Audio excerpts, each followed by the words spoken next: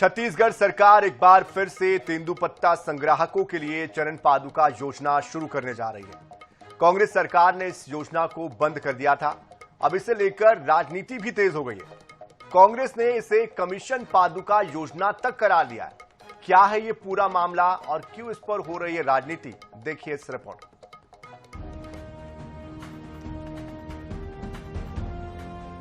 छत्तीसगढ़ के बस्तर अंचल में तेंदुपत्ता संग्राहक मनबर चरण पादुका योजना बहुत चर्चित रहे है।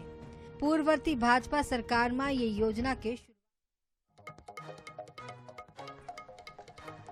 तो देखिए, जिस तरह से ये चरण पादुका योजना फिर से शुरू की जा रही है, इसको लेकर कांग्रेस ने सरकार को आड़े हाथों लिया है और सीधे सीधे कहा है कि ये भ्रष्टाचार करने के लिए फिर से शुरू की जा रही है और अब इस पर तरह तरह की बातें की जा रही है। जाहिर सी बात है, सरकार को घेरने का कोई मौका विपक्ष छोड़ना नहीं चाहता।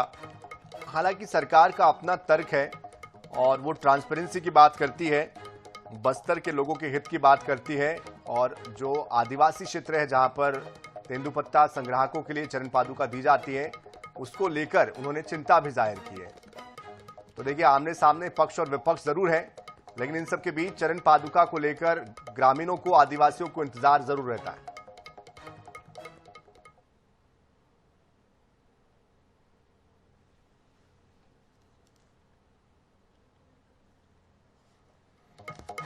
तो आरोप प्रत्यारोपों के बीच चरण पादुका को लेकर सियासत जारी है, लेकिन सियासत के इतर चरण पादुका की जरूरत ग्रामीणों को जरूर होती है।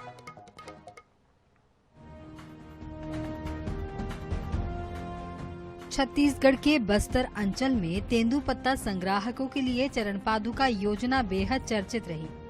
पूर्ववर्ती भाजपा सरकार में इस योजना की शुरुआत की गई थी, लेकिन 2018 में कांग्रेस की सरकार आने के बाद इस योजना को बंद कर दिया गया था। भाजपा ने 2023 में चुनाव के समय इस योजना को मोदी की गारंटी में शामिल किया था और अब इस योजना को धरातल पर लाने की तैयारी है। जून माह के अंत में सीएम साय इस योजना का शुभारंभ करेंगे।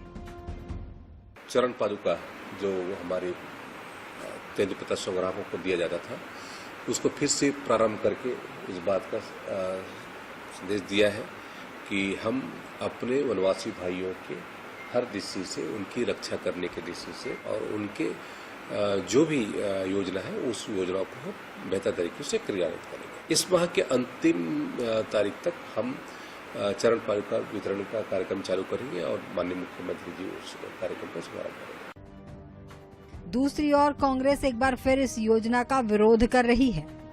पीसीसी चीफ दीपक बैज इसे कमीशन पादुका योजना बता रहे हैं। वहीं तेंदुपत्ता पर बोनस को लेकर भी निशाना साध रहे हैं। चरण पादुका नहीं है,